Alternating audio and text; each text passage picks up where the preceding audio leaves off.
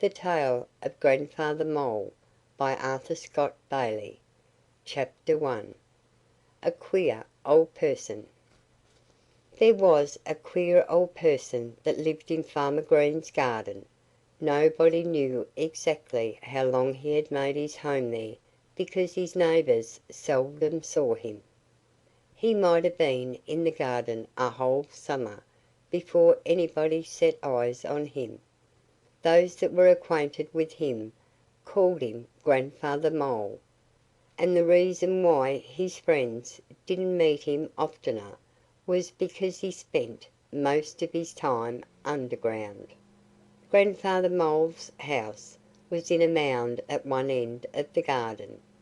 He had made the house himself, for he was a great digger, and Mr. Meadow Mouse often remarked that it had more halls than any other dwelling he had ever seen. He had visited it when Grandfather Mole was away from home, so he knew what it was like. Some of those halls that Mr. Meadow Mouse mentioned ran right out beneath the surface of the garden. Grandfather Mole had dug them for a certain purpose. Through them he made his way in the darkness whenever he was hungry, which was most of the time, for he had a huge appetite. And when he took an underground stroll, he was almost sure to find a few angleworms, which furnished most of his meals. To be sure, he did not despise a grub if he happened to meet one, nor a cutworm, nor a wireworm. The wonder of it was that Grandfather Mole ever found anything to eat, for the old gentleman was all but blind. The only good Grandfather Mole's eyes did him was to let him tell darkness from light. They were so small that his neighbors claimed he hadn't any at all. Another odd thing about this odd person was his ears. The neighbors said they couldn't see them either, but they were in his head, even if they didn't show. And Grandfather Mole himself sometimes remarked that he didn't know how he could have burrowed as he did if he had been forever getting dirt in his eyes and ears. He seemed quite satisfied to be just as he was. And he used to say that he didn't know what good eyes were to anyone, whether he was under the ground or on top of it. Liking to dig as he did, he certainly had nothing to complain about. His long nose was as good as a drill, and his front legs were just long enough so that he could reach his large, spade-like feet beyond his nose and throw the dirt back. His fur lay in one direction as easily as in another, never troubling him in the least when he was boring his way through the dry, loose soil of Farmer Green's garden. So, in spite of what might seem great drawbacks to others, Grandfather Mole was contented with his lot. The only thing he was ever known to grumble about was the scarcity of angleworms. Chapter 2. What the Cat Caught. Everybody knew the cat at Farmer Green's to be a great hunter. She had long since disposed of the last mouse that was so foolish as to venture inside her home. And being very big and not at all timid, she had made such a name for herself in the neighborhood that even the rats looked on her as a monster to be avoided.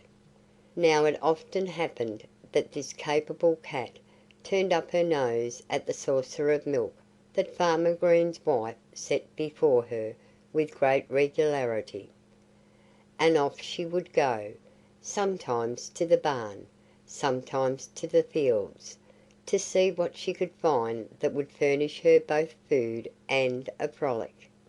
For she thought it great sport to capture some small creature. She was crossing the garden early one morning, on her way to the meadow, when she came upon Grandfather Mole.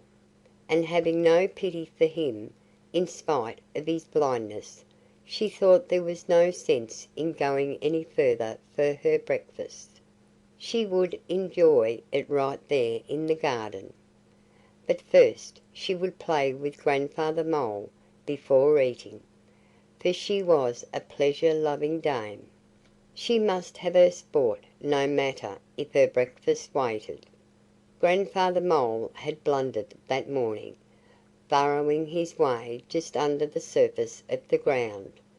He had broken through the sun-baked crust of the garden before he knew it, and as he groped about, surprised to find himself in the open, Miss Kitty had pounced upon him. Grandfather Mole struggled to escape, and his captor let him go, to give herself the pleasure of pouncing upon him again. She knew well enough that he couldn't get away from her. He could run quite spryly for an old gentleman, it is true, but when he couldn't see where he was going, of what use was running?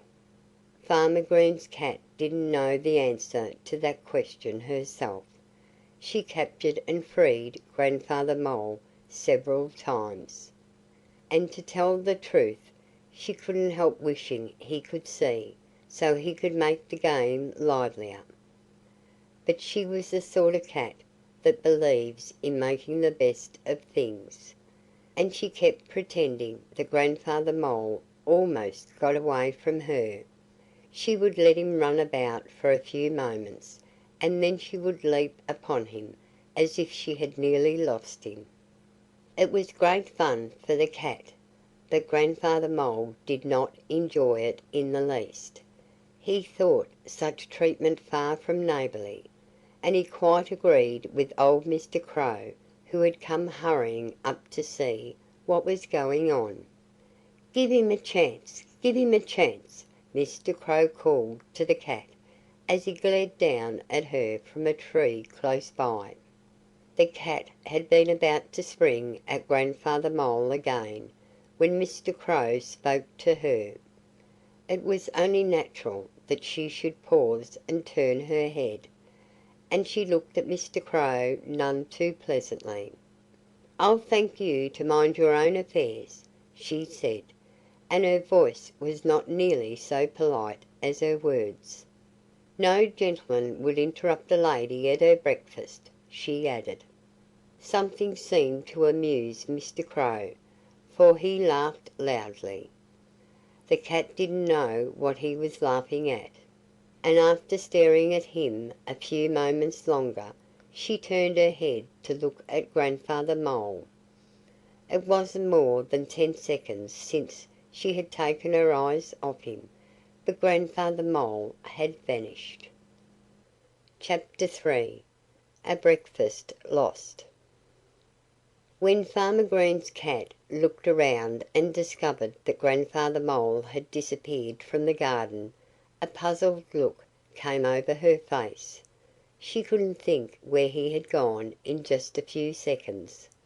But she knew then why Mr. Crow had laughed, and she was not pleased. "Where is he?" she asked Mr. Crow. "You interrupted me at my breakfast, and now I've lost it." Mr. Crow was rocking back and forth on his perch, for a joke on anybody except himself always delighted him. "Grandfather Mole is right here in the garden," he declared. "Then he must have hidden beneath a vegetable," the cat observed. "I shouldn't say that exactly," Mr. Crow replied. "How far away is he?" the cat demanded. "That would be hard to tell," Mr. Crow answered. Farmer Green's cat had never liked Mr. Crow, for no particular reason, and now she certainly had a very special reason for being angry with him. "It's all your fault," she scolded. "If you hadn't spoke to me I'd never have taken my eyes off Grandfather Mole. The least you can do," she added, "is to tell me this instant where Grandfather Mole is." "I've already told you," Mr. Crow reminded her. "He's here in the garden, Find him if you can." At that Farmer Green's cat began to run up and down between the rows of vegetables, but she had no luck at all. So after a while she came back and told Mr. Crow that she didn't believe him. "Tut, tut!" said Mr. Crow. "You haven't looked in the right place." "I've searched the whole garden," the cat cried. "Oh, no!" Mr. Crow exclaimed. "You've looked only on top of the ground. If you want to find Grandfather Mole you must look beneath the surface." The cat was greatly disappointed when she heard that. "You don't mean to say that he went into a hole, do you?" she asked. "I do," Mr. Crow declared. "I don't see one anywhere," she said. "If I had I'd have been more careful how I let him run about." "Ah!" said Mr. Crow. "I see you don't know that Grandfather Mole always carries a hole around with him, wherever he goes. He believes in having one handy, in case of sudden need." "I didn't see it," the cat told him angrily. "Of course not!" Mr. Crow agreed. "How could you see a hole until it's put in a certain place, ready to use?" Well, the cat was puzzled. Somehow she couldn't quite understand Mr. Crow's remarks. And yet there seemed some sense in them too. But she pretended that she understood, because she didn't want him to think she was stupid. And without thanking him for his explanation, for she was still angry, she turned and went off towards the meadow. The whole affair amused Mr. Crow greatly. It kept him in a good humour all that day, and he went about telling everybody how Grandfather Mole had dug himself out of sight in the garden, almost under the cat's nose. For that was exactly what had happened. Chapter 4. A New Way of Taking a Stroll. Grandfather Mole was digging a new gallery under the garden, leading out from his house into a field of corn, where he expected to find a good many fine grubs. His work was half done, and he was under the cabbage patch, when he found himself in the open air. Farmer Green's hired man's hoe had left a small hollow between two heads of cabbage, and as luck had it, Grandfather Mole's gallery led straight into it. So the first thing he knew, there he was right out in the light of early morning, and somebody called out in a cheery sort of voice, "Howdy-do, Grandfather Mole! It's a pleasure to see you, and isn't this a beautiful day?" Grandfather Mole knew at once that he had nothing to fear, for he recognized Jimmy Rabbit's voice. And he knew, too, without being told, that he was in the cabbage patch, for Jimmy Rabbit could be nowhere else at breakfast time. "Good morning," said Grandfather Mole. "I hope you are enjoying your breakfast." "I am," Jimmy Rabbit answered. "And as soon as I've finished this leaf I'm eating now, I'm going to take a stroll. Won't you join me?" "I don't care if I do," said Grandfather Mole, meaning that he'd be glad to walk with Jimmy.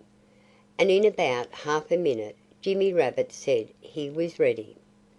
"Very well," Grandfather Mole told him. "Let's be on our way. I'll see you at the edge of the duck pond." And to Jimmy Rabbit's amazement he stuck his nose straight down into the loose dirt, thrust out his strong forefeet, and was out of sight before Jimmy Rabbit could speak. The duck pond was just beyond the garden fence, and since Grandfather Mole had accepted Jimmy's invitation there was nothing for Jimmy Rabbit to do but to go to the edge of the pond and wait. He grew very restless, for it was a long time before Grandfather Mole appeared, but at last the old gentleman's head came popping up out of the ground, and the owner of the head cried, "Here I am, and I'm glad to see you haven't kept me waiting, young man. I dug so fast I was afraid I'd get here before you did." Really, he had made astonishing speed for one who had tunnelled his way underground, and being a polite person, Jimmy Rabbit could only tell Grandfather Mole that he had been very quick. "And now we're this far," Grandfather Mole remarked, "I'd like to stroll over in the meadow, if that suits you." Jimmy Rabbit said that it did. There was clover in the meadow, and he had waited so long for Grandfather Mole that he had begun to feel hungry again. A luncheon of clover tops! It would be exactly what he needed. "Then let's be on our way!" Grandfather Mole cried again. "I'll join you on the other side of the duck pond." Chapter 5. Jimmy Rabbit Can't Wait. After telling Jimmy Rabbit that he would meet him on the other side of the duck pond, Grandfather Mole waded into the water and started to swim across. Why he did that, instead of walking around on the shore, Jimmy Rabbit couldn't understand. He was so amazed that he stood still and stared at Grandfather Mole. One thing was certain. Grandfather Mole could travel much faster through the water than he could underground. His strong legs and his broad, spade-like feet helped to make him a fine swimmer. And Jimmy Rabbit had noticed for the first time that Grandfather Mole's hind feet were webbed. It was no wonder that he felt quite at home in the duck pond, which was made for web-footed folk. Jimmy Rabbit was so interested in watching Grandfather Mole swim that he didn't start to run around the pond until the swimmer had almost reached the other side. Then Jimmy remembered suddenly that he had to meet Grandfather Mole over there, so he raced along the edge of the duck pond at top speed, and since he was a very fast runner for short distances, he met Grandfather Mole just as the old chap was crawling up the bank. "There!" Grandfather Mole exclaimed. "I almost beat you this time, young man. If you're going to take a morning stroll with me, you'll have to step lively." Of course, Jimmy Rabbit was too polite to explain that he had waited a long time while Grandfather Mole was tunnelling his way from the garden to the pond, and that he hadn't begun to run around the pond until Grandfather Mole had swum almost across it.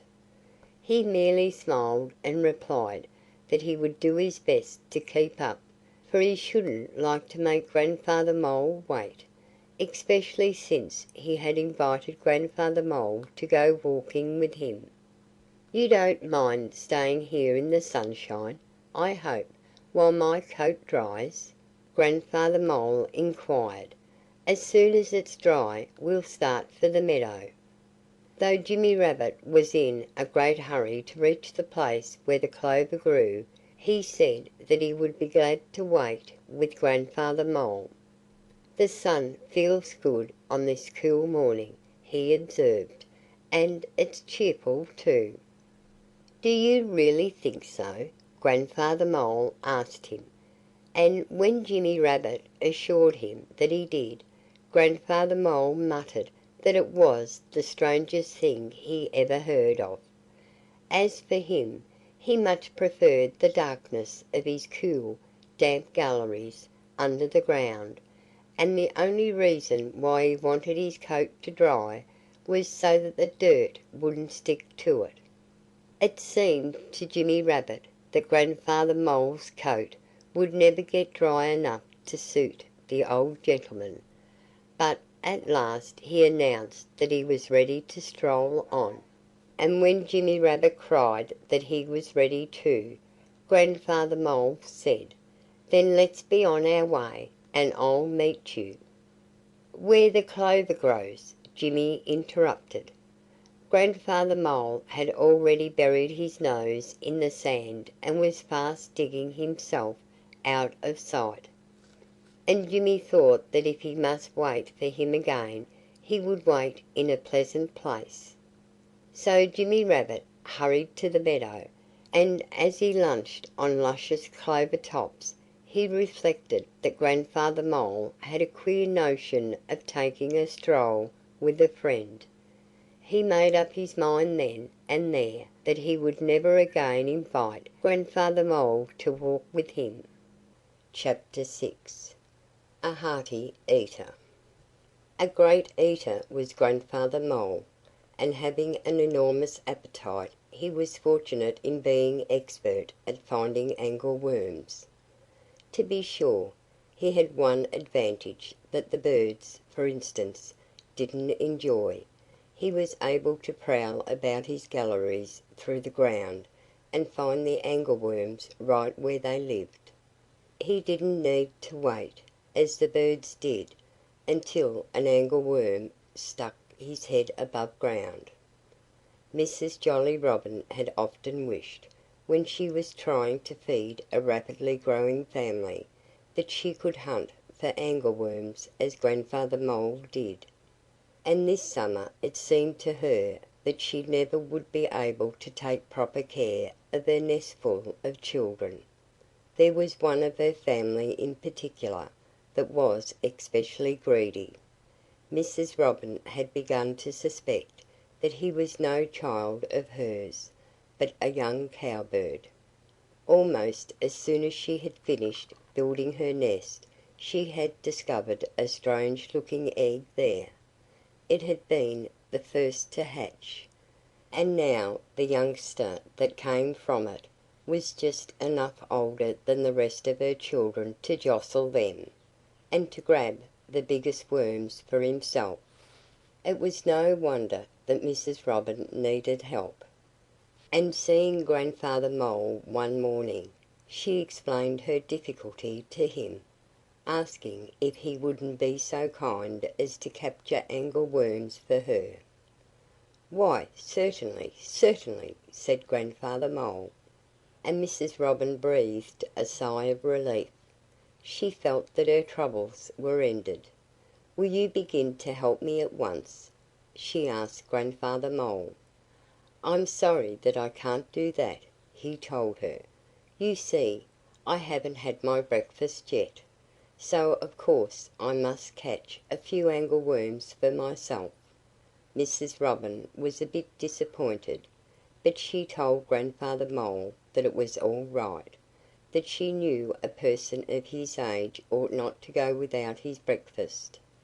So Grandfather Mole went back into the hole through which he had lately come up, first saying, however, that he would return after he had breakfasted. Mrs. Robin then set to work herself to find what she could feed her clamouring family. Though she hurried as fast as she could, by the time the morning was almost half gone her children were still hungry. And to Mrs. Robin's distress, Grandfather Mole had not yet showed himself again.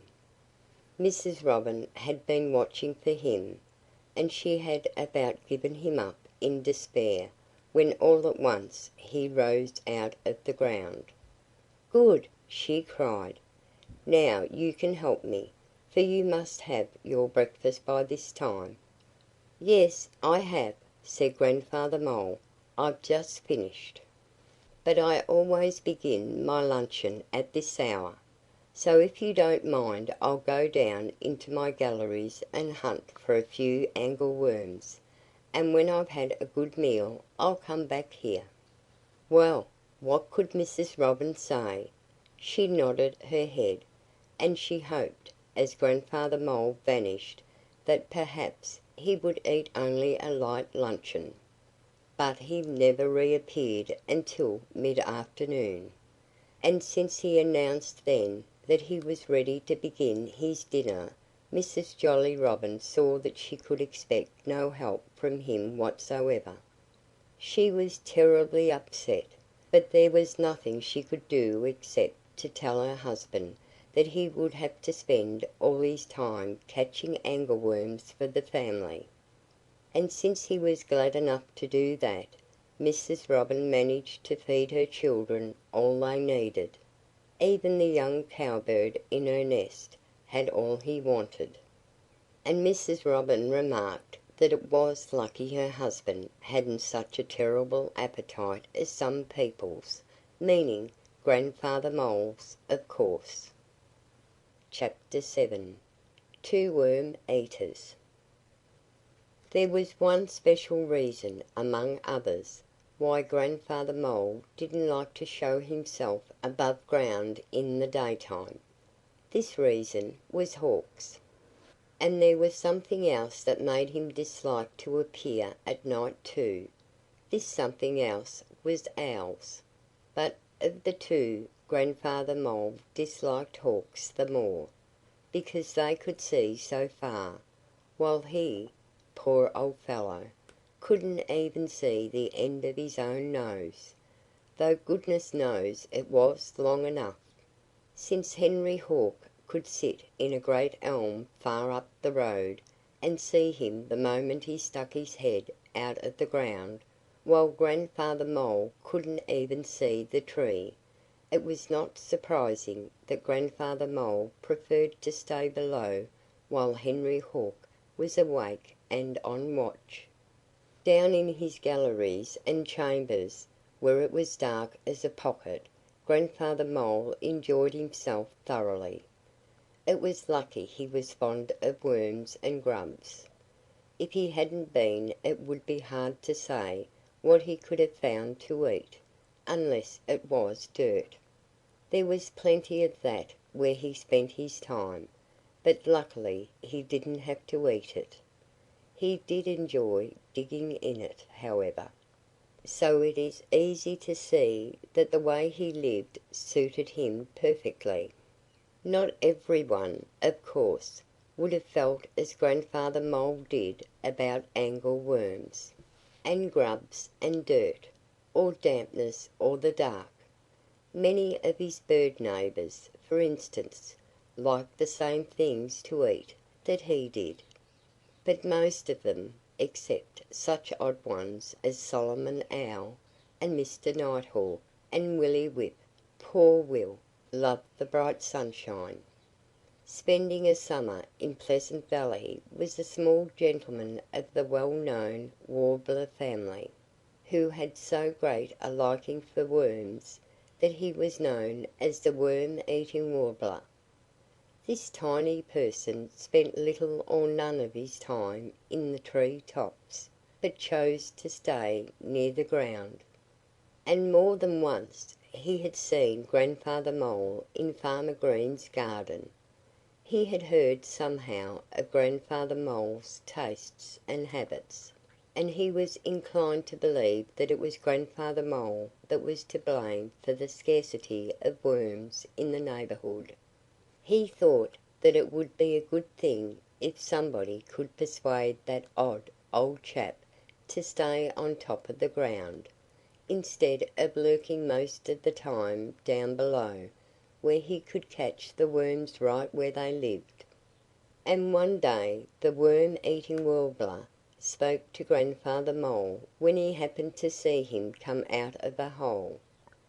"Why don't you live up here where you can get plenty of fresh air and sunshine?" he asked. "Don't you know they'd be good for your health?" Grandfather Mole turned his head toward the speaker. That was as near as he could come to staring at him, since he couldn't see him. Grandfather Mole did not like the Worm-eating Warbler's remarks in the least. "Why don't you?" he inquired. "Why don't you come down into the ground and enjoy the close, damp air and the darkness? They'd be good for your health. I've thrived down below all my life, and I'm considerably older than you are, young sir." Grandfather Mole's retort struck the Worm-eating Warbler dumb. He could think of nothing more to say, so he flew off and hid in some raspberry bushes. and he couldn't help saying to himself what a strange world it was, and what strange persons there were in it. Chapter 8. Losing His Bearings. It often happened, when Grandfather Mole came up from his home under Farmer Green's garden, that he turned straight around and went back again. Sometimes, to be sure, he ran about a bit in a bewildered way before he disappeared. For he never felt at home in the world above, and he was always uneasy until he felt the darkness closing in around him. So nobody thought it strange when Grandfather Mole came tumbling up amongst the turnips one day and began running blindly around the garden, zigzagging in every direction. Nobody that saw him paid much attention to him, but at last Rusty Wren, who had come to the garden to look for worms, noticed that Grandfather Mole was quite upset over something. He didn't seem to have any notion of going back into the ground, but kept twisting this way and that, with his long nose turning here and turning there, in a manner that was unmistakably inquiring. "What's the matter?" Rusty Wren finally asked him, for his curiosity soon got the better of him. But Grandfather Mole didn't appear to hear. Perhaps he didn't want to answer the question. "Have you lost something?" Rusty Wren cried. But Grandfather Mole never stopped to reply. He never stopped running to and fro. And Rusty Wren became more curious than ever. It was plain to him that something unusual was afoot, and he wanted to know what it was. "Can't I help you?" he asked in his shrillest tones, flying close to Grandfather Mole and speaking almost in his ear. Only Grandfather Mole had no ears, so far as Rusty Wren could see. "Can't I help you?" "Yes, you can," Grandfather Mole answered at last. "If you wish to help me, for pity's sake go away and keep still. I don't want the whole neighborhood to come a-running. The cat will be here the first thing we know." Rusty Wren felt sure then that Grandfather Mole was in trouble, and if he was worried about Farmer Green's cat, why didn't he dig a hole for himself at once and get out of harm's way? Since Rusty Wren didn't know, he asked Grandfather Mole in little more than a whisper. But Grandfather Mole only shook his head impatiently, as if to say that digging a hole wouldn't help him this time. Meanwhile, some of Rusty's friends had come to see what was going on, and talking in low tones, so that they wouldn't attract the cat's attention, they agreed with him that there was some mystery about Grandfather Mole, but not one of them knew what it could be. "He's lost something," Rusty Wren declared. "There's no doubt of that," Jolly Robin chimed in. "What can it be?" little Mr. Chippy piped in his thin voice. "I know!" Rusty Wren exclaimed abruptly. "It's his bearings! Grandfather Mole has lost his bearings." Chapter 9. Good News from Below. When Rusty Wren decided that Grandfather Mole had lost his bearings, and that was the reason why he was running about the garden in a most peculiar fashion, the rest of the birds began to wonder whether they oughtn't to help Grandfather Mole find them, since he was blind. The worm-eating warbler, however, who was none too friendly towards Grandfather Mole, said that he had his doubts as to Grandfather Mole's blindness. If he can find angleworms in the dark, he certainly ought to be able to find his bearings in broad daylight, he sneered. But Rusty Wren pointed out that nobody could see bearings, anyhow, a remark that puzzled the worm-eating warbler more than a little. To tell the truth, he had no idea what bearings were, and at last he admitted that he didn't know. "What are bearings, anyhow?" he asked Rusty Wren. "I don't understand what you mean." "Oh, I mean that Grandfather Mole has lost his way," Rusty Wren explained. "He doesn't know how to get home." The worm-eating warbler asked why Grandfather Mole didn't dig a new hole for himself, if he had lost the one he used when he came up in the garden. And when he saw that Rusty Wren couldn't answer his question, the worm-eating warbler said he had his doubts as to Rusty Wren's ideas about Grandfather Mole. "It's my opinion," he went on, "that Grandfather Mole has eaten all the worms that lived in the ground, and now he's hoping to find some in the air." Although everybody laughed at such a notion, the worm-eating warbler declared that he had a right to his own belief. And when he added that he hadn't seen an angleworm for 2 days, there were a few of his bird companions that began to think perhaps there was some reason in his remarks after all. But Rusty Wren declined to change his opinion. "There's only one way to be sure, and that's to ask Grandfather Mole," little Mr. Chippy cried. "It wouldn't do any good," Rusty told him. "Grandfather Mole won't answer any questions. But he's in some sort of trouble, there's no doubt of that." They looked down at Grandfather Mole, who was still scurrying frantically about the garden. If he heard their talk he did nothing to let them know it. And they had begun to think that they would never know his secret when a person who looked somewhat like Grandfather Mole thrust her head and shoulders out of a hole in the ground. "That is Grandfather Mole's daughter. I know, for I've seen her before." And listening sharply, the bird people heard her say, "Don't worry, Father, I've found them."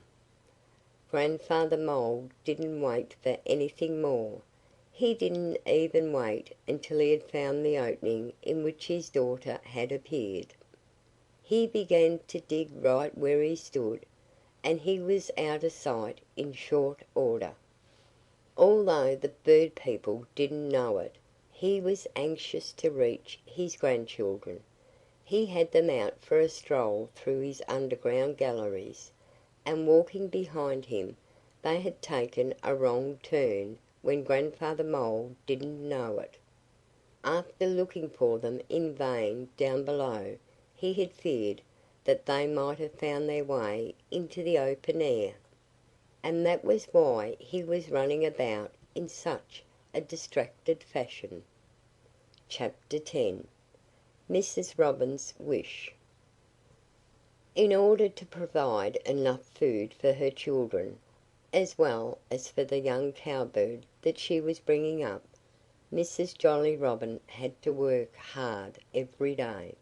Though her husband gladly did what he could to help her, he complained sometimes about the stranger in their nest.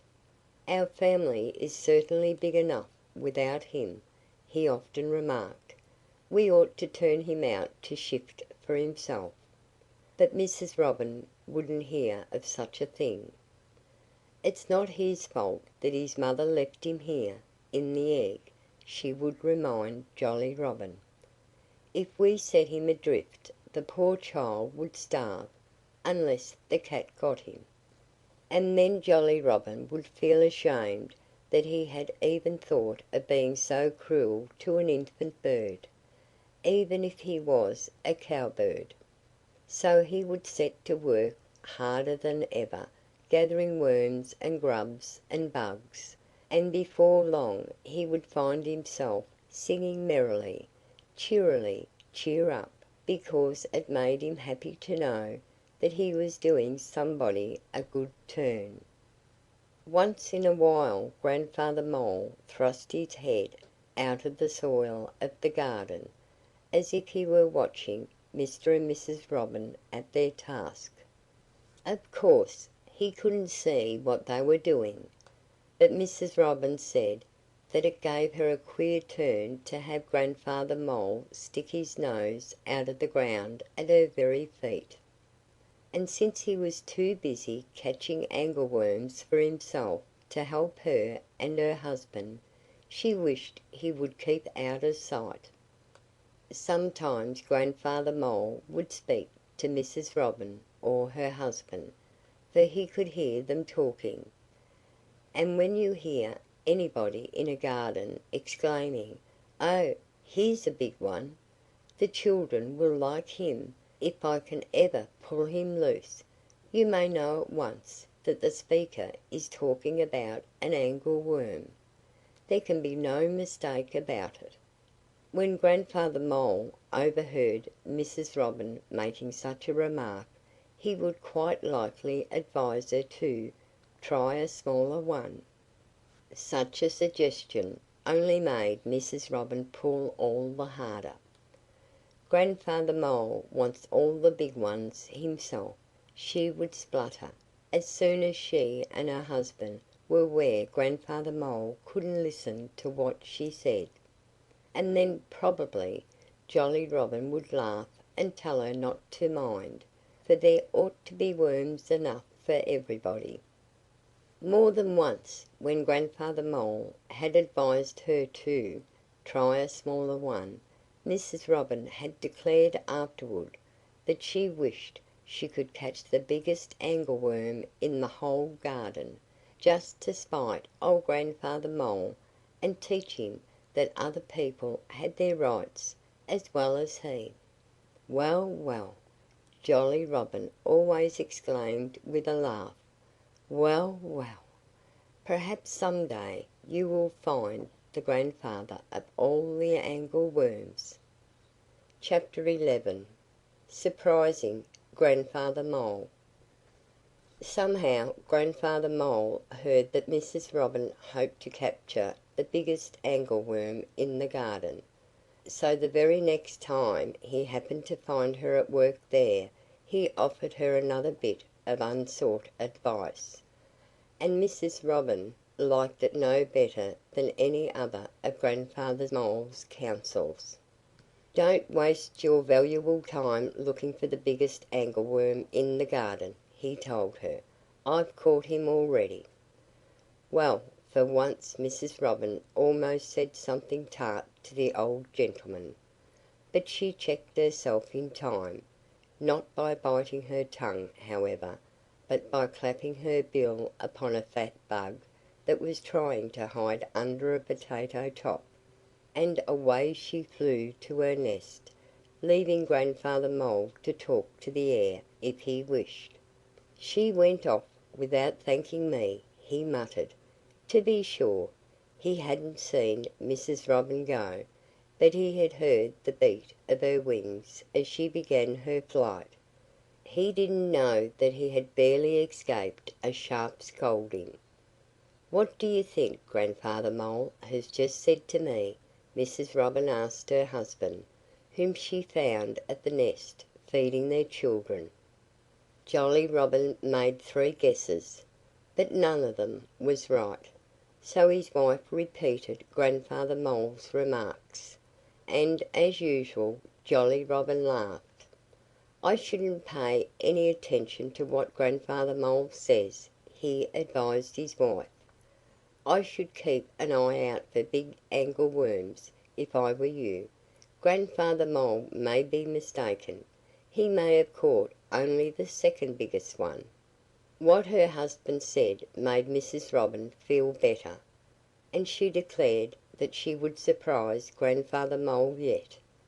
Strange to say, the very next day Grandfather Mole spoke to Mrs. Robin again and told her that there was no use trying to surprise him, so she needn't waste her valuable time trying to do it.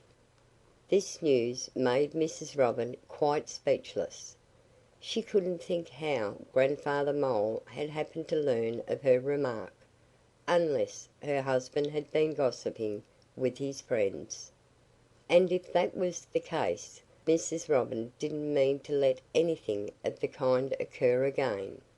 So she went on searching for her children's breakfast and said nothing to anyone about Grandfather Mole's latest bit of advice.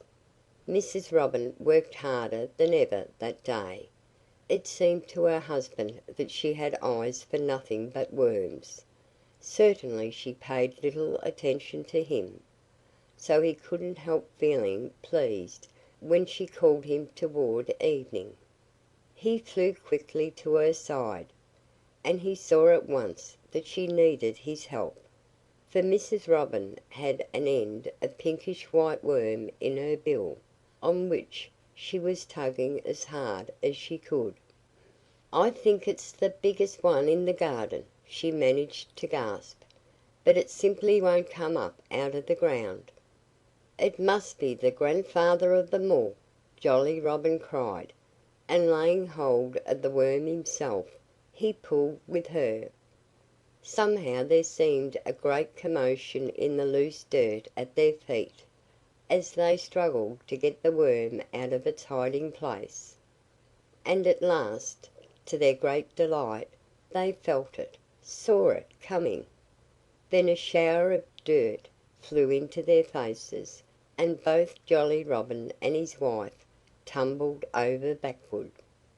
It was no worm that Mrs. Robin had found, but Grandfather Mole's hairless tail sticking out of the ground. Together they had dragged him to the surface. And if Mrs. Robin hadn't found the grandfather of all angleworms, at least she had found Grandfather Mole. And she had given him a surprise too. Chapter 12. Mr. Blackbird's Advice. Out of the pine woods beyond the meadow, Mr. Blackbird sometimes came to breakfast in Farmer Green's garden.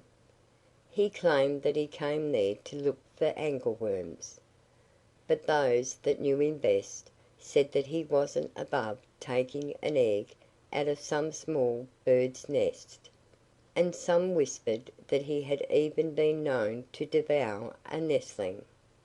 Whenever he visited the garden, he told everybody that he should never come there again because Grandfather Mole was too greedy.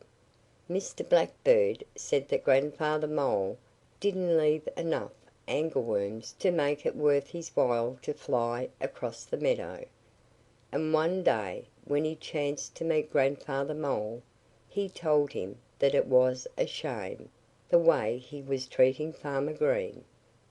"Farmer Green is good enough to let you live underneath this garden, but instead of showing him that you are grateful, you eat all of his angleworms you can." Grandfather Mole was thunderstruck. After pondering over Mr. Blackbird's speech for a few moments, he raised his head. "What shall I do?" he asked in a plaintive voice. "I should think you'd turn over a new leaf," Mr. Blackbird told him severely. And Grandfather Mole promised that he would. "I'll turn one over to-day," he said, "if you think it will please Farmer Green." "There's no doubt that it will," Mr. Blackbird assured him in a slightly more amiable tone. A hopeful look came into Grandfather Mole's face, and after thanking Mr. Blackbird for his advice, he turned away and burrowed out of sight. Then Mr. Blackbird selected a good many choice tidbits here and there, which he bolted with gusto. And after he had eaten what Jolly Robin, who had been watching him, declared afterward to have been a hearty meal and big enough for any one, Mr. Blackbird began to scold. He announced that there wasn't any use of his looking for anything more to eat in that neighborhood, for there wasn't enough there to keep a mosquito alive. and thereupon he flew away. Nor was anybody sorry to see him go. Most of the feathered folk agreed that Mr. Blackbird ought not to have spoken as he did to Grandfather Mole. But Jolly Robin's wife said that she was glad there was somebody with backbone enough to tell Grandfather Mole the truth. "If there were many more like Grandfather Mole in the garden, we'd all have to spend our summers somewhere else," she said, "or starve." Jolly Robin told her that she would find things much the same, no matter where she lived. "What's a garden without an old mole or two?" he asked the company in general. And since nobody answered, Jolly Robin seemed to think he had silenced Mrs. Robin for once. But it was not so. "A garden without an old mole in it would be just what I'd like," she cried. "Well, anyhow, my dear," her husband said, "please remember that Grandfather Mole is going to turn over a new leaf." Chapter 13. Turning Over a New Leaf. Several days passed before Mr. Blackbird returned to Farmer Green's garden. And when at last he flew across the meadow one morning and perched on the garden fence to take a look around before beginning his breakfast, he saw that Mrs. Jolly Robin was making countless trips between the garden and her home. Early as it was, she was hard at work feeding her nestlings. "How are the pickings this morning?" Mr. Blackbird called to her. "I'm finding plenty for my children to eat, if that's what you mean," Mrs. Robin replied somewhat haughtily. Mr. Blackbird laughed in the sleeve of his black coat. The rascal delighted in using language that did not please Mrs. Robin. "If the pickings are good, then there must be few pickers," he remarked with a grin. "I suppose Grandfather Mole has taken my advice and turned over a new leaf." "I don't know about that," said Mrs. Robin. "Anyhow, there are plenty of good crawling things stirring after last night's shower. Everything seems to be coming up out of the garden this morning." She had scarcely finished speaking when Grandfather Mole poked his head from beneath a head of lettuce.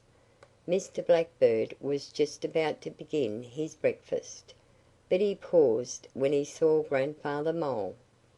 "Hello!" he cried. "What brings you to the surface?"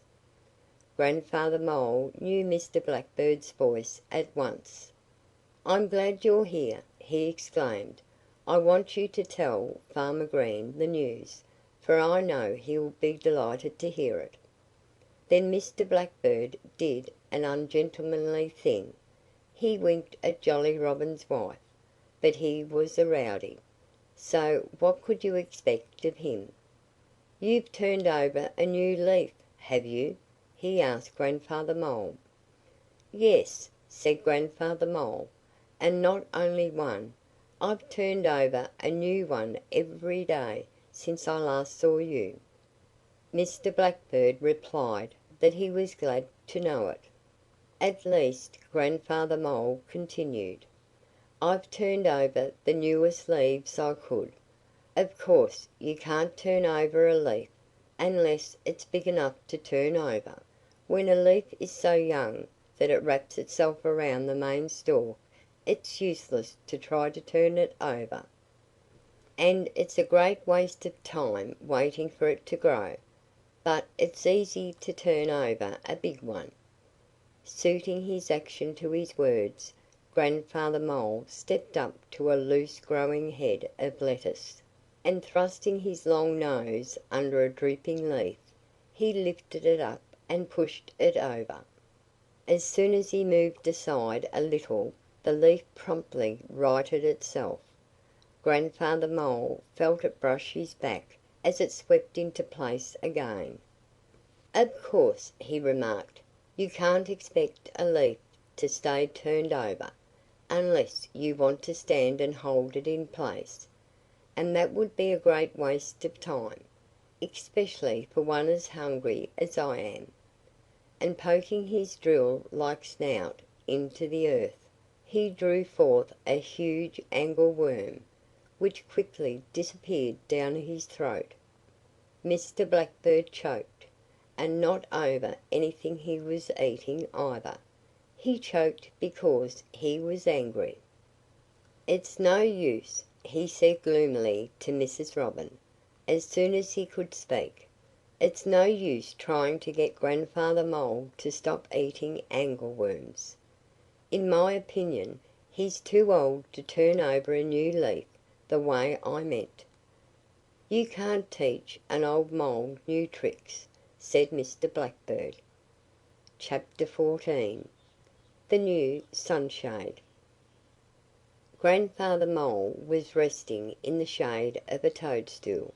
It was a stifling sultry day, and having come up into the garden on some errand or other, Grandfather Mole had found the sunshine upon his back altogether too hot for his liking. He was thinking how comfortable his own cool, dark chambers were, and wondering why anybody should prefer to live above ground in the heat, when a voice called to him, "What a fine umbrella you have! It must be a handy thing to have in one's family." It was Mr. Meadow Mouse speaking, and since Grandfather Mole knew him to be a harmless sort of person, he asked him to come over and join him. "To be sure, there's not room enough for two under my sunshade," Grandfather Mole said, "but you can stand just outside it, and perhaps the sight of me in the shade may help you to feel cooler, even if you are in the sun." Well, Mr. Meadow Mouse smiled a bit, all to himself. He knew that Grandfather Mole was odd, and being a good-natured person and wishing to please Grandfather Mole, Mr. Meadow Mouse joined him. "What do you think of it now?" Grandfather Mole demanded of Mr. Meadow Mouse, almost as soon as he had stepped just outside the shade of the toadstool. "Don't you feel cooler already? I shouldn't care to stay in the garden a second without this sunshade." Mr. Meadow Mouse wanted to be polite, so he replied that perhaps he did feel a bit more comfortable. "You ought to own one of these," said Grandfather Mole. "I've heard they're not always easy to find," Mr. Meadow Mouse remarked. "That's true," Grandfather agreed. You don't use this one all the time, do you?" Mr. Meadow Mouse inquired. "No," Grandfather Mole answered. "Not when it rains." "Then," said Mr. Meadow Mouse, "maybe you'll let me borrow your umbrella, or sunshade, as you call it, some rainy day." "Certainly. You shall take it the next time it rains," Grandfather promised. As Mr. Meadow Mouse murmured "Thank you," he looked up at the sky with a knowing eye. He could see signs there, but of course Grandfather Mole had never seen the sky in all his life. "The very next time it rains," Mr. Meadow Mouse repeated, as if he wanted to be sure there was no misunderstanding about it. "Certainly, certainly," Grandfather Mole said. "And as I've remarked before, I'd be glad to let you come under the sunshade now beside me, if there was only room enough for both of us." "You needn't trouble yourself," Mr. Meadow Mouse told him, and once more he scanned the sky eagerly. "What's that?" Grandfather Mole cried suddenly, as he started up in alarm. "What struck the top of my sunshade?" "I don't know," said Mr. Meadow Mouse. "I don't know what it was, unless it was a raindrop." Chapter 15. 2 and a Toadstool. Grandfather Mole had promised Mr. Meadow Mouse that he would loan him his toadstool sunshade, or umbrella, the very next time it rained. But when he agreed to that, Grandfather hadn't the slightest idea there was a shower coming. Mr. Meadow Mouse, however, had watched the dark clouds gathering in the sky.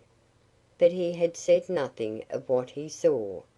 And when the raindrops began to patter on top of Grandfather Mole's sunshade, Mr. Meadow Mouse cried in a brisk voice, "I'll thank you, sir, for the loan of your umbrella."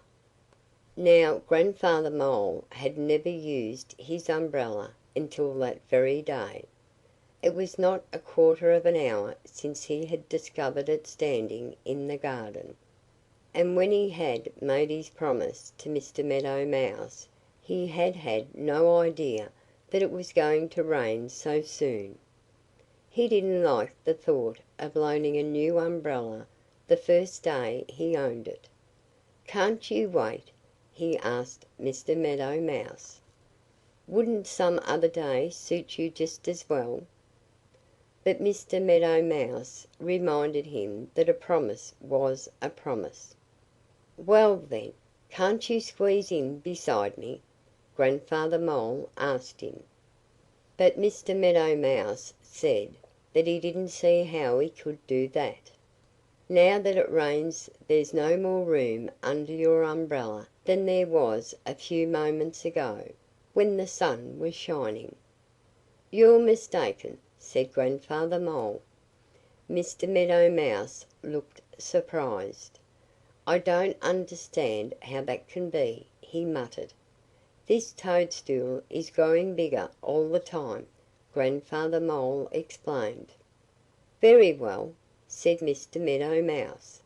"If you think there's room for two, I'll crowd in." As he spoke he wedged himself between Grandfather Mole and the stem of the toadstool umbrella. And immediately Grandfather Mole found himself out in the rain. The old gentleman didn't like that very well, and he said as much too. "It's plain that your umbrella didn't grow as much as you thought," Mr. Meadow Mouse retorted. "You're mistaken," Grandfather Mole told him once more. "My umbrella grew exactly as much as I expected it would. But there was one thing I forgot." "What was that?" "You were growing at the same time," Grandfather Mole replied. "Yes, and there's another thing that you forgot," Mr. Meadow Mouse exclaimed. "I doubt it," said Grandfather Mole. And though he didn't ask what it was, Mr. Meadow Mouse told him. "You were growing too!" he cried. But Grandfather Mole couldn't agree with Mr. Meadow Mouse. "I'm too old to grow any more," he said. "Pardon me," said Mr. Meadow Mouse, "but I don't see how a person with your well-known appetite can help growing fat. And anyhow, I'm sorry you're out in the rain, but it's certainly not my fault." "We won't discuss that," Grandfather Mole told him. "And since I don't want to get wet I'm going home. I hope you'll take good care of my new sunshade. And please don't forget to return it," he added anxiously. "I'll leave it right here for you," Mr. Meadow Mouse promised. Though Grandfather Mole was far from satisfied, he crawled into the ground and left Mr. Meadow Mouse to enjoy the rain pattering on the top of the toadstool. And the next day, to his great relief, Grandfather Mole found his sunshade in the same spot. Mr. Meadow Mouse hadn't taken it away. To tell the truth, he had tried to, but he had found that he couldn't move it. Grandfather Mole said it was the first sunshade that a borrower had ever returned to him. And that was the truth, for he had never owned a sunshade before. Chapter 16. Grandfather Mole's Visitor. Whatever Grandfather Mole's neighbors might say of him, they never could claim that he was lazy. He was always busy. When he wasn't eating or sleeping, you could be quite sure that he was digging. He never seemed to be satisfied with his house, but was forever making what he called improvements. If there was one thing he liked, it was plenty of halls.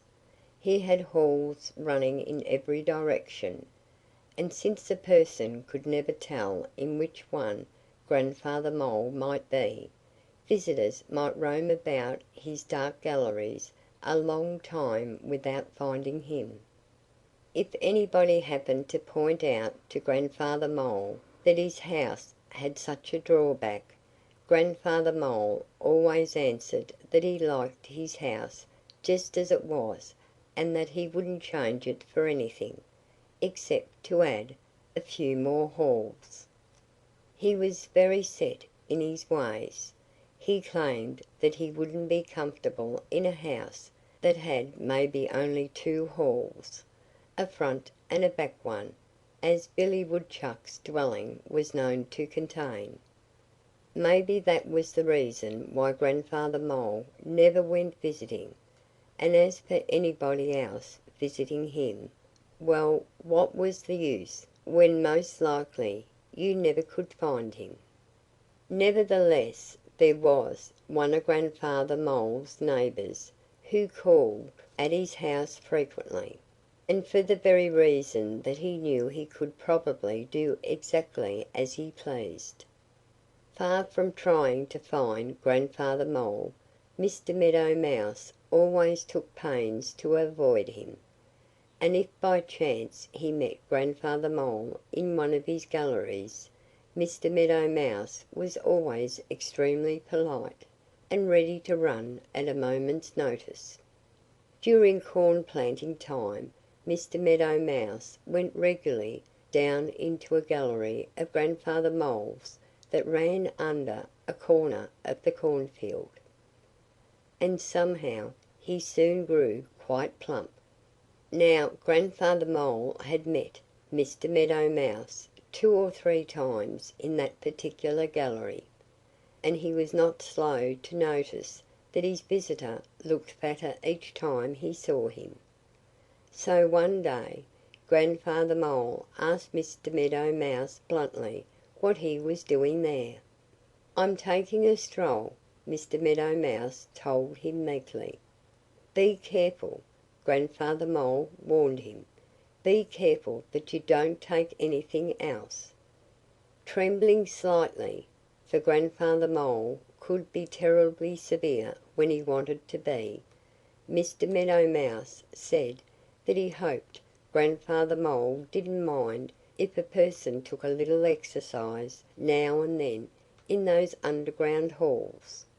"On a warm summer's day it's delightfully cool down here," Mr. Meadow Mouse murmured. His speech pleased Grandfather Mole. "I'm glad there's someone that agrees with me," he exclaimed. "Most people think I'm queer because I like to live underground." Mr. Meadow Mouse hastened to assure him that he didn't think him queer, not in the least. "Thank you, thank you!" Grandfather Mole said. "And since you're a person of more sense than I had supposed, you're welcome to ramble through my halls, so long as you don't take anything except exercise and a stroll." Then it was Mr. Meadow Mouse's turn to thank Grandfather Mole. "I feel better," he said, "now that you've given me permission to come here. For to tell the truth, I've often felt that I was taking a chance." So matters went on smoothly for a time, and Mr. Meadow Mouse spent hours in the gallery under the cornfield. And he grew fatter every day. Naturally he did not take such pains to dodge Grandfather Mole after the talk they had had. And when the two met one evening, Grandfather Mole stopped Mr. Meadow Mouse. "There's something I want to say to you," he remarked.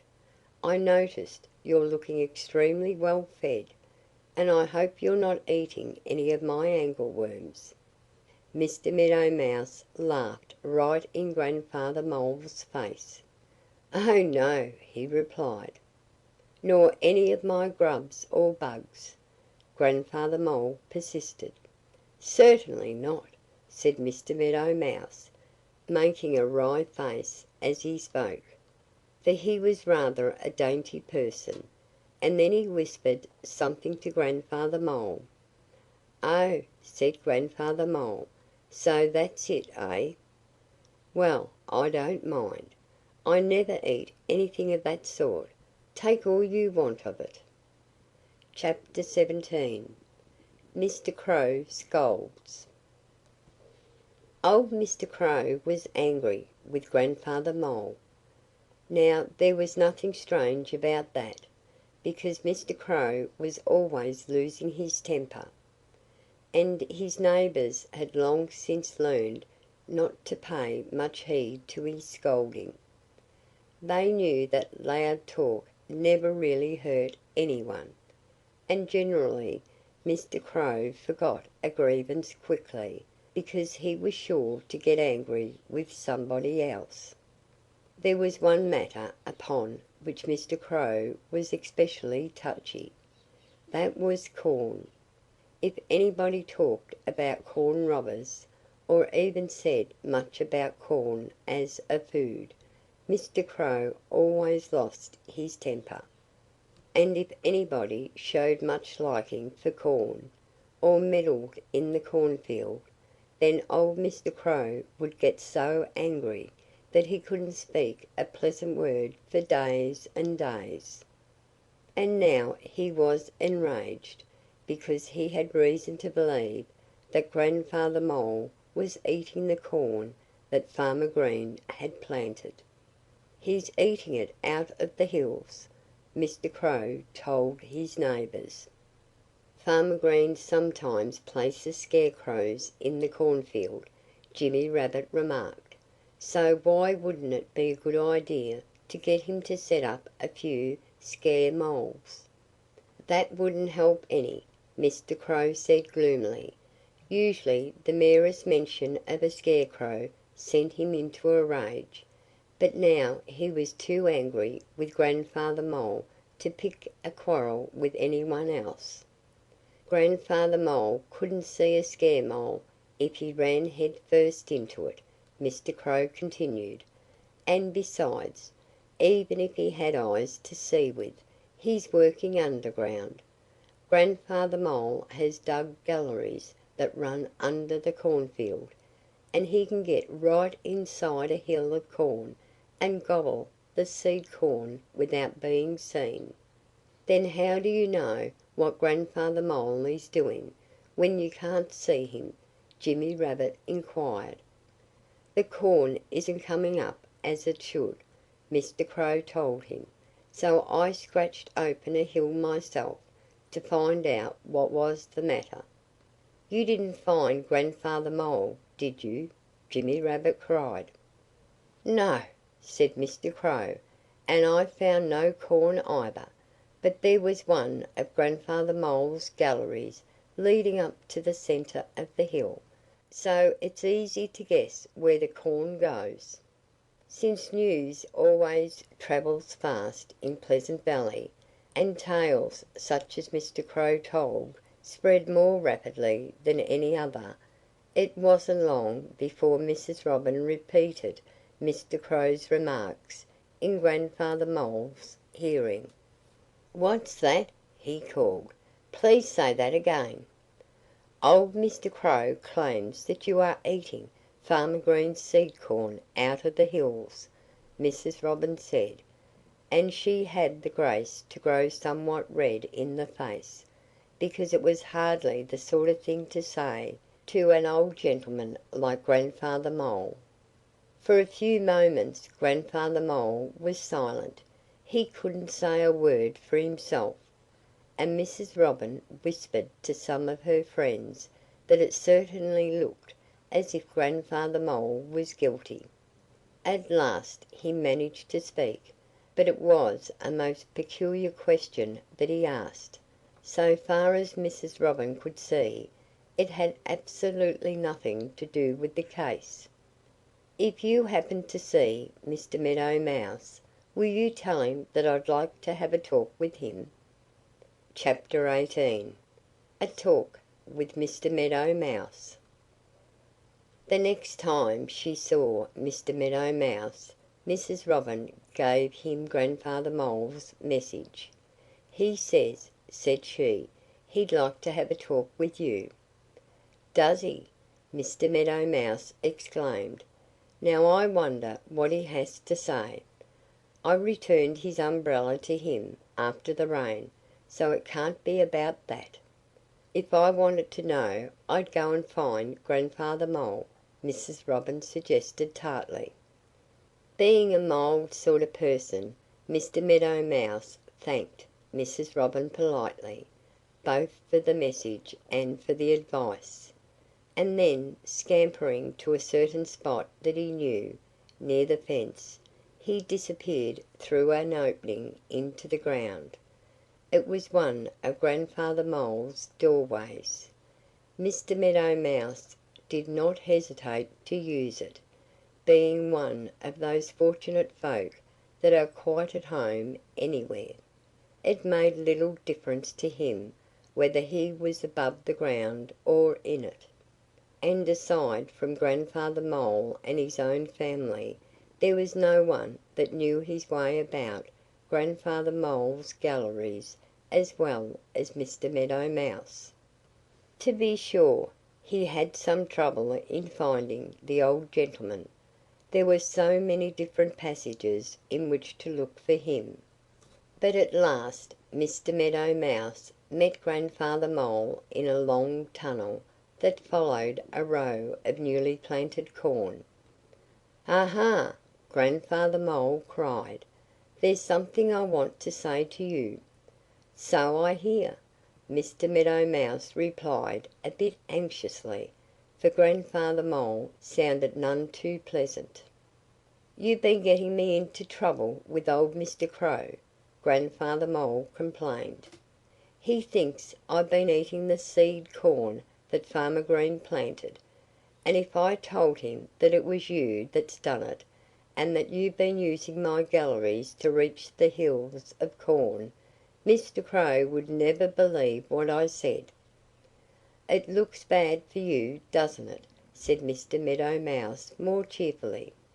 Somehow his remark displeased Grandfather Mole. "You'd better be careful what you say," he warned Mr. Meadow Mouse. "If you make me angry it will go hard with you." Now, Grandfather Mole was known to be a terrible fighter when aroused. And Mr. Meadow Mouse had no liking for a fight with anyone. So he moved backward a few steps and made ready to run. "I'm sorry if I have caused you trouble," he said.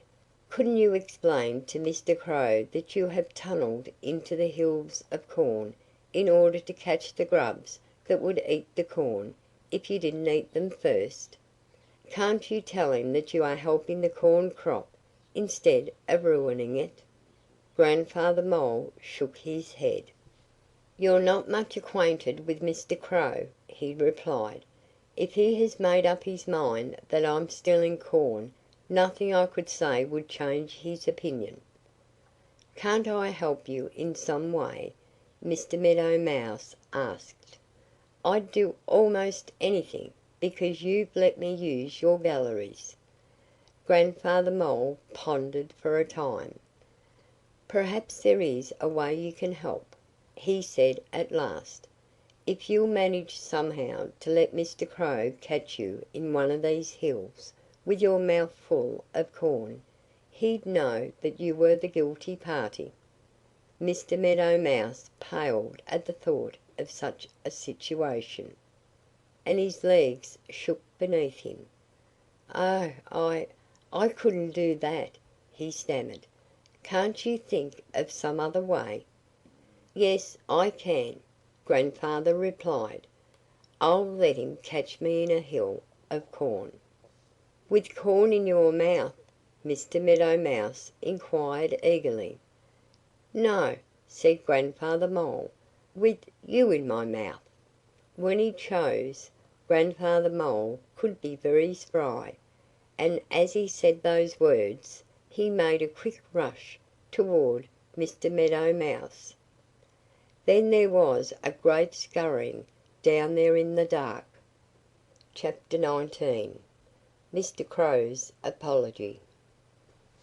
It was lucky for Mr. Meadow Mouse that he had placed a little distance between himself and Grandfather Mole down in the gallery under the cornfield, for when Grandfather Mole rushed at him, Mr. Meadow Mouse had just enough lead to escape. He made for the open air as fast as he could scramble, knowing that Grandfather Mole could never catch him once he reached the great outdoors. Perhaps it was only natural that Grandfather Mole should have been angry with Mr. Meadow Mouse. Nobody likes to be accused of thieving, especially when he is innocent. And when the real corn thief, Mr. Meadow Mouse, declined to take the blame off Grandfather Mole's shoulders, maybe his anger was not altogether uncalled for. After all, Grandfather Mole was glad, in a way, that Mr. Meadow Mouse had got away from him. It proves, Grandfather Mole told himself, it proves that Mr. Meadow Mouse is not only a thief, he's a coward as well.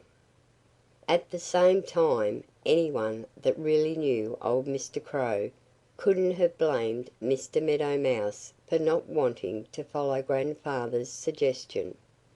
Grandfather Mole had asked Mr. Meadow Mouse to allow Mr. Crow to catch him with his mouth full of corn, so that Mr. Crow might know that it wasn't Grandfather Mole that was taking the seed corn, as Mr. Crow supposed.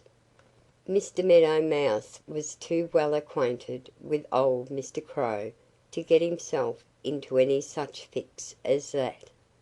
When he found himself above ground, after Grandfather Mole had chased him out of his galleries, Mr. Meadow Mouse felt so pleased with himself that he couldn't help telling his neighbors about his adventure. He boasted that he had been eating the seed corn out of the hills, and he declared that he didn't care if Mr. Crow heard of it himself. "It's no more his corn than mine," Mr. Meadow Mouse said. "It belongs to Farmer Green. And since he has never spoken to me about missing any, I don't believe he cares. Besides, I've often noticed that he drops more kernel in a hill that he expects will grow. And really, I've been saving him the trouble of pulling up a good many young stalks." All this Mr. Meadow Mouse spread far and wide, and soon it reached the ears of old Mr. Crow. "Ha!" Mr. Crow exclaimed. "So he's the thief! I'll have to teach him a lesson." It was Jasper Jay that had related the news to his cousin, old Mr. Crow, and now he asked, "What about Grandfather Mole? Don't you think you ought to apologize to him?" That was a strange thing for Jasper Jay to ask. He was the greatest rowdy in the woods, with shocking manners. Mr. Crow gave Jasper a sidewise glance. "Will you apologize for me?" he inquired. "I'm too busy to do it myself." "Certainly I will!" Jasper Jay cried. "Leave that to me!" And he hurried off at once to find Grandfather Mole.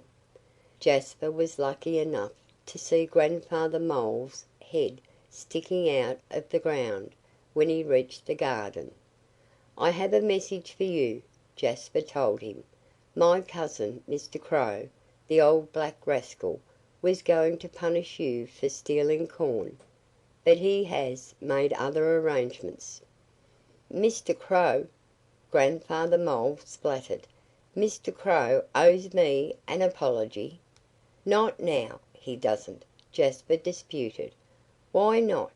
Grandfather Mole cried. "Because I've just brought his apology and given it to you," Jasper Jay replied. But Grandfather Mole told him to be gone, and to take the apology away with him. "It's nothing but an insult," Grandfather Mole declared. Chapter 20 A Sign of Rain. Over near the garden fence lay an old hollow log. Grandfather Mole discovered it one day, and thinking that it would be a fine place to look for grubs and other good things, he crept into one end of it.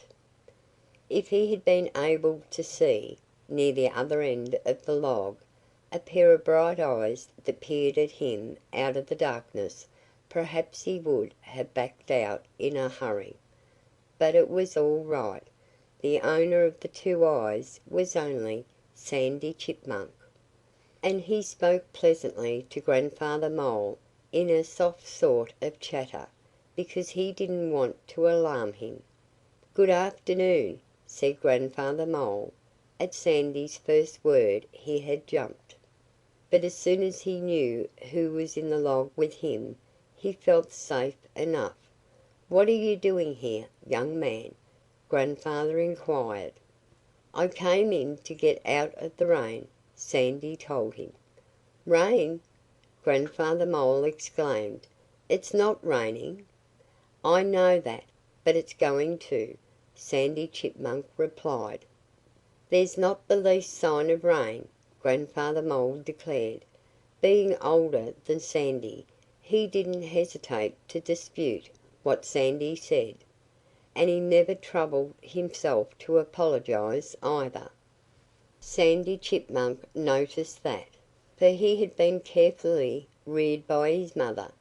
But he knew that Grandfather Mole was considered an odd old gentleman.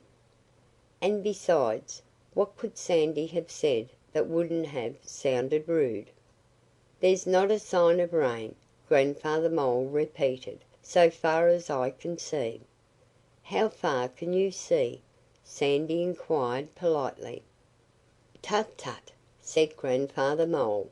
"What I mean is that I haven't noticed anything that foretells rain. For instance, I haven't had a twinge of rheumatism since I don't know when." "Well, I'm glad of that, anyhow," Sandy assured him. "But I saw a sign of rain to day that perhaps you never noticed." "What was that?" "Farmer Green's cat was washing her face on the doorstep," Sandy explained triumphantly. "It's a sure sign of rain. My mother has never known it to fail." "Farmer Green's cat!" Grandfather Mole repeated after him. And he shuddered as he spoke. "Don't you know that she's not a trustworthy person? You surely don't depend on her, I hope. She's not dependable." "Well, you can always depend on her to jump at you," Sandy observed. "She's a coward, that's what she is," Grandfather Mole scolded. "You never heard of her chasing anybody that was bigger than herself, did you? You never heard of her attacking Fatty Coon?" Sandy Chipmunk said that if the cat hunted coons, she kept it to herself. "She's too wise to run any risk," said Grandfather Mole. "But if she's washing her face just because she expects rain, then she's stupid." "If the cat wants to wash her face, why doesn't she stick her head out in the rain?" Grandfather Mole demanded. And without waiting for his young companion to answer, he went on to say that in his opinion anybody that washed his face in anything but dirt was stupid beyond all hope.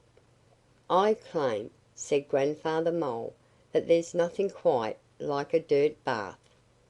"There aren't many that would agree with you," Sandy Chipmunk told him. "There's a lot of stupid people in this valley," Grandfather Mole retorted. Sandy Chipmunk thought deeply for a few moments. "I know of one person who would say you were right," he remarked at last. "Who's that?" Grandfather asked him. "The boy, Johnnie Green," Sandy Chipmunk replied. "If you could see his face, you'd know that he takes a dirt bath every day." Chapter 21. Mrs. Wren Tries to Help. "Have you found him yet?" Mrs. Rusty Wren asked Grandfather Mole one day when the old gentleman had left his dark underground home to brave the dangers of the garden. "Found whom?" Grandfather Mole inquired. "Why, your grandson. I saw him wandering about the garden a little while ago, and I supposed of course that you had come up to find him." "Now that's strange!" Grandfather Mole exclaimed. "I wasn't aware one of them had strayed away from the house. Which of my grandchildren was it that you saw?" "I don't know them by name," Mrs. Wren replied, "but this was just a tiny chap." "Then it must be my little grandson Moses!" Grandfather Mole cried. "He's the smallest of the lot. I must find him at once, before the cat catches him." Mrs. Wren saw that Grandfather Mole was greatly disturbed, and though she had enough to do, goodness knows, to look after her own family, she told Grandfather Mole that she would help him find his grandchild. "That's kind of you, I'm sure," Grandfather Mole remarked. "If I had your bright eyes I wouldn't need anybody's help." "Oh, you're welcome," Mrs. Wren assured him. "I shouldn't want a youngster of mine walking about the garden alone. I'm glad to do what I can. And, meanwhile, you had better stay close to that hole, for there's no need of your running any risks. If I can't find young Moses Mole, then nobody can."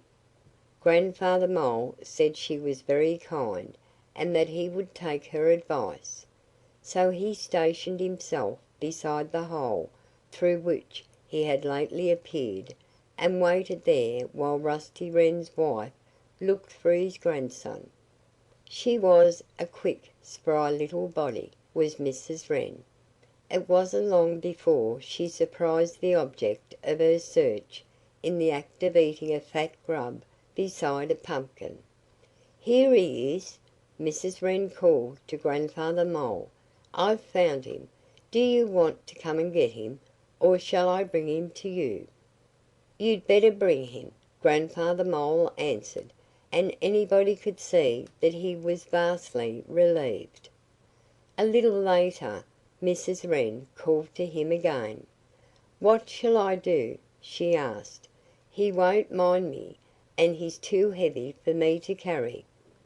"That's Moses, without a doubt," Grandfather Mole declared. "Yes, if he won't mind, it's certainly my grandson Moses. He's the littlest of the family, and his mother has always spoiled him.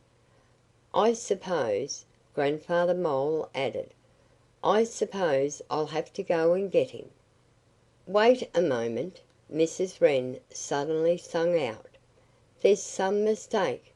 This little fellow says his name isn't Moses." Well, Grandfather Mole's mouth fell open. He was so surprised. "Then what's his name?" he demanded. "He says it's Mr. Shrew, and he seems very angry over something or other," Mrs. Wren explained. "Tell me," Grandfather Mole besought her, "has he a neck?" Mrs. Wren glanced at the small person whose breakfast she had interrupted. "Yes, he has one," she reported. "Then he's no relation of mine," Grandfather Mole said, "or at least, he's no more than a distant cousin, and I don't even know him." He was relieved to learn that his grandson Moses Mole was not wandering about the garden after all. "Maybe you never stop to think that none of our family have necks, so far as you can notice." And now Mrs. Wren looked at Grandfather Mole, and she saw that his head was set right on his shoulders. "I was mistaken," she faltered. "I'm sorry if I upset you about your grandson." "It doesn't matter now," Grandfather Mole assured her.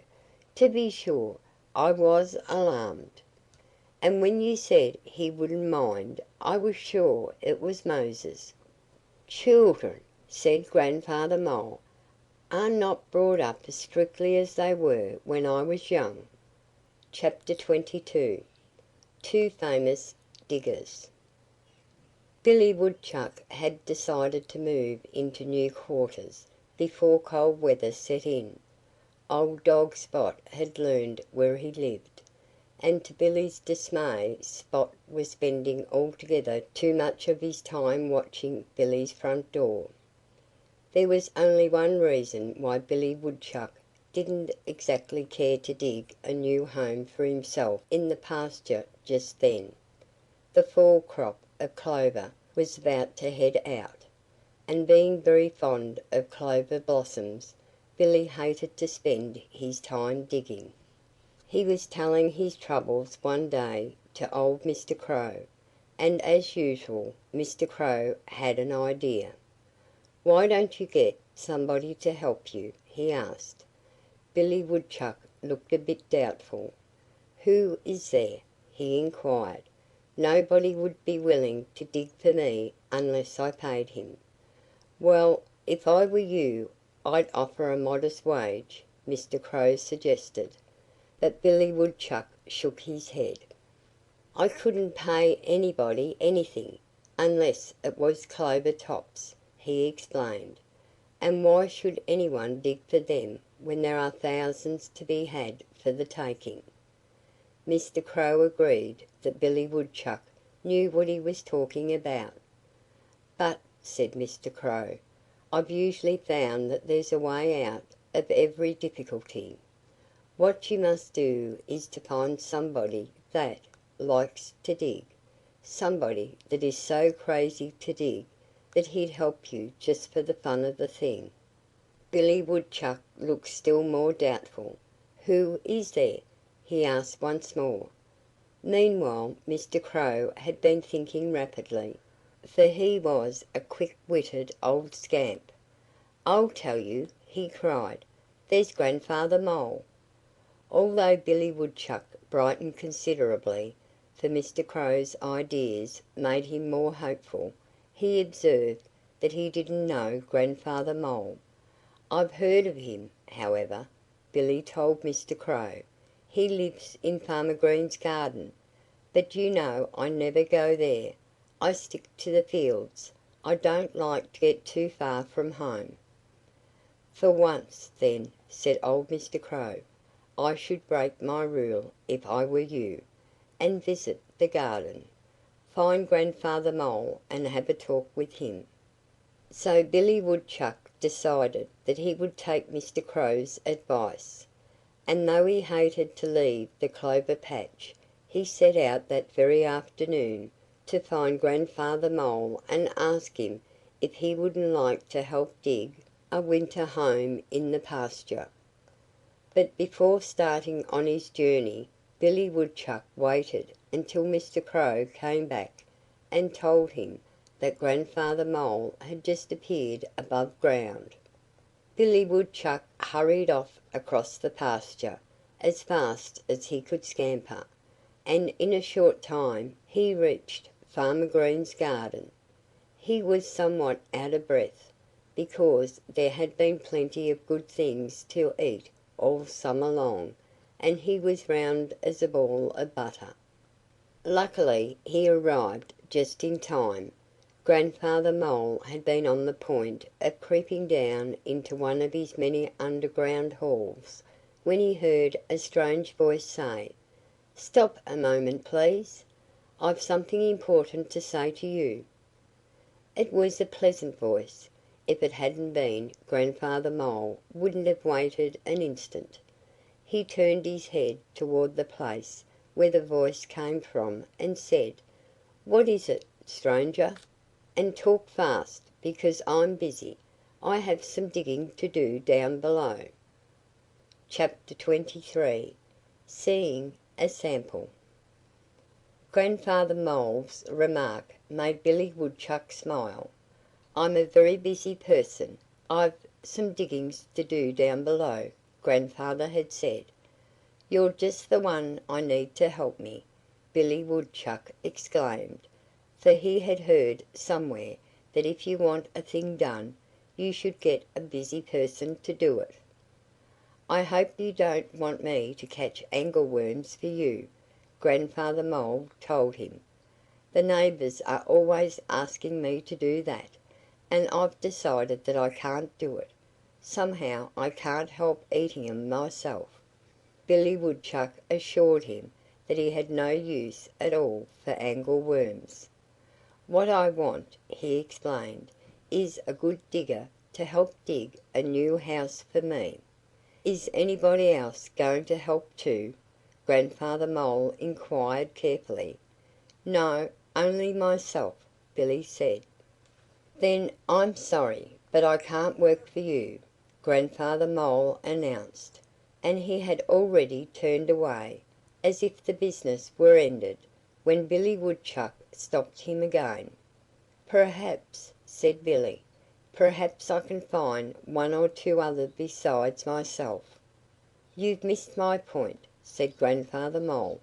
"I don't want anybody else to help, not even you, for I won't share the fun of digging with anyone."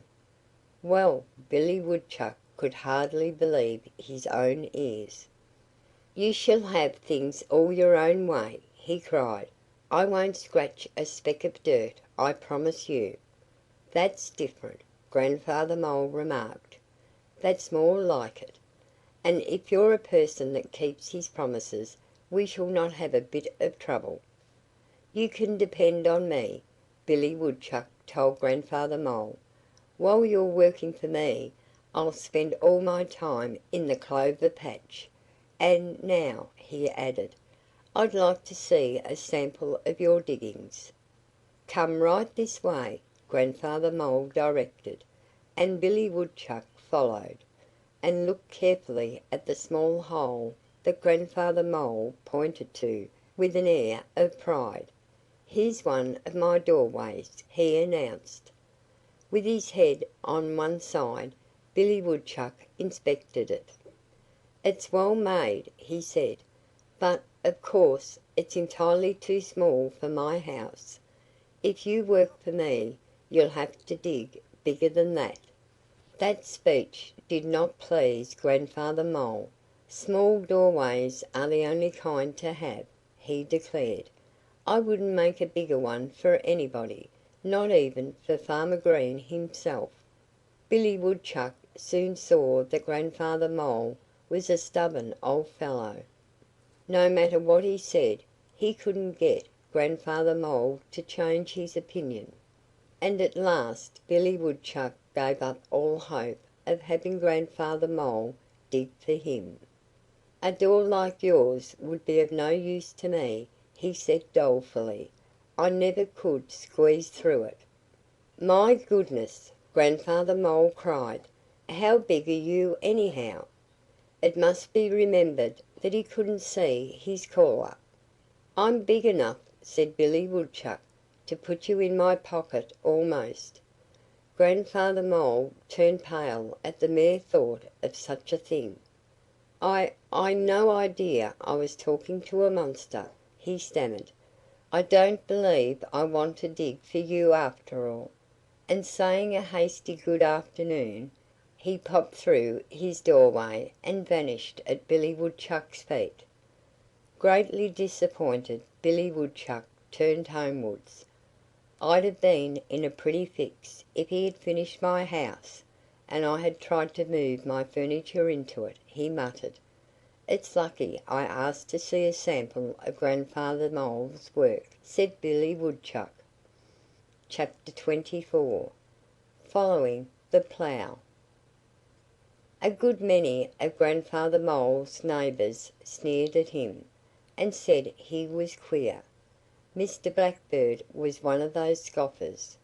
Though he was a lazy scamp, he always managed to look sleek and well fed, and he liked the same fare that Grandfather Mole did. "You're a goose to work so hard for your food," Mr. Blackbird jeered one fine spring day as he sat on the garden fence and looked down at Grandfather Mole. "You ought to change your habits. Just look at me. I get plenty to eat. And I do precious little digging for it, believe me. I tell you, there's a better way than yours." Naturally, Grandfather Mole couldn't look at Mr. Blackbird, but he raised his head in his odd fashion. "What's that?" he inquired. "What's a better way than mine?" But Mr. Blackbird was in no hurry to tell all he knew. "Suppose," he said, "I should explain my method to you. You could follow it for some weeks and live well without much trouble. And then, when the spring ploughing is finished, I should want you to supply me with angleworms for the same length of time. You know, you can't expect me to give away my secret for nothing." "But I like to dig," Grandfather Mole replied. "You may have noticed that I am built for that sort of work." What Grandfather Mole said was true. His drill-like nose, his powerful forelegs and big, strong feet all served to make him the fastest digger in Pleasant Valley. Mr. Blackbird regarded him with a sly smile. "You seem to be built for eating, too," he observed. Grandfather Mole soon confessed that Mr. Blackbird's mention of angleworms had made him so hungry that he was ready to promise to do as Mr. Blackbird had proposed. So Mr. Blackbird cried that it was a bargain. "And now," he said, "listen carefully while I whisper the secret, for I don't want everybody to hear it. I follow the plough," he explained. "It turns up a great quantity of angleworms. The only work I have to do is to pick 'em up with my bill." Somehow Grandfather Mole did not appear as delighted as Mr. Blackbird had expected. "How can I follow the plough when I can't see where it's going?" he asked. "Silly!" Mr. Blackbird jeered. "You can find your way along a furrow, can't you?" Grandfather Mole thought he could do that. "But you're forgetting Henry Hawk," he reminded Mr. Blackbird. "Farmer Green ploughs in the daytime, and Henry Hawk might see me." "He wouldn't be likely to notice you if you crept along the bottom of a furrow," Mr. Blackbird assured Grandfather Mole. "Anyhow, I'll be there. And I'll warn you if Henry Hawk appears in the sky." Grandfather Mole was relieved, and Mr. Blackbird told him to be ready the next morning. Chapter 25. Stubborn as Ever. Farmer Green hadn't finished ploughing his first furrow before Mr. Blackbird and Grandfather Mole began breakfasting on the angleworms that the plough turned up. Very soon Mr. Blackbird began to regret his bargain with Grandfather Mole, for Grandfather was even a greater eater than Mr. Blackbird had supposed. Mr. Blackbird began to be afraid that there wouldn't be worms enough left for himself. "This is a fine place to dig," he remarked to Grandfather Mole in what seemed a careless way, but he watched Grandfather Mole narrowly, with a grin on his face, to see what the old chap would do. And after that Grandfather Mole couldn't resist burrowing in the loose earth now and then. It pleased Mr. Blackbird to see him amuse himself in that fashion, because while he was digging Grandfather Mole lost his chance at a good many angleworms. They found their way quickly down Mr. Blackbird's throat, and it was not long before he was in the best of spirits. Day after day, while the spring ploughing went on, the strange pair followed the plough together. And since Grandfather Mole spent more than half the time in digging, Mr. Blackbird felt that on the whole their bargain had proved a good one. When Farmer Green had finished the last furrow in the field, Mr. Blackbird told Grandfather Mole that the ploughing had come to an end. "And now," he said, "now it's your turn to carry out your part of the bargain. I showed you where the food was plentiful, and it's time for you to begin furnishing me 20 fat angleworms a day." Grandfather Mole was amazed. There hadn't been a word said about the number of angleworms he was to supply Mr. Blackbird. "20!" he exclaimed. "Nobody said 20." "That's so," said Mr. Blackbird. "It was 40." Grandfather Mole was staggered. But he didn't dare object again, for fear Mr. Blackbird would double the number once more and make it 80. "Agreed!" he cried. "And I'll have them ready for you at midnight regularly." "Midnight!" Mr. Blackbird repeated after him, in great surprise. "Nothing was said about midnight." "That's so," Grandfather Mole admitted. "It was 1 o'clock in the morning. And in spite of everything Mr. Blackbird said, Grandfather Mole wouldn't change the time. Everybody knew that he was very stubborn. 100 angleworms in the middle of the night wouldn't do me any good," Mr. Blackbird complained. "I'm always asleep at that time." "You'd better change your habits," Grandfather Mole replied. "You ought to be glad to change your hours for sleep, if it would make things easier for you." Now that was very like the sort of remark that Mr. Blackbird himself had once made to Grandfather Mole. But coming from Grandfather Mole, the suggestion did not please him. He even lost his temper. And he told Grandfather Mole that he was the queerest person in all Pleasant Valley.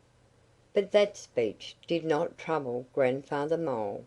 "It's everybody else that's queer, and not I," he declared. End of Chapter 25. End of The Tale of Grandfather Mole, by Arthur Scott Bailey.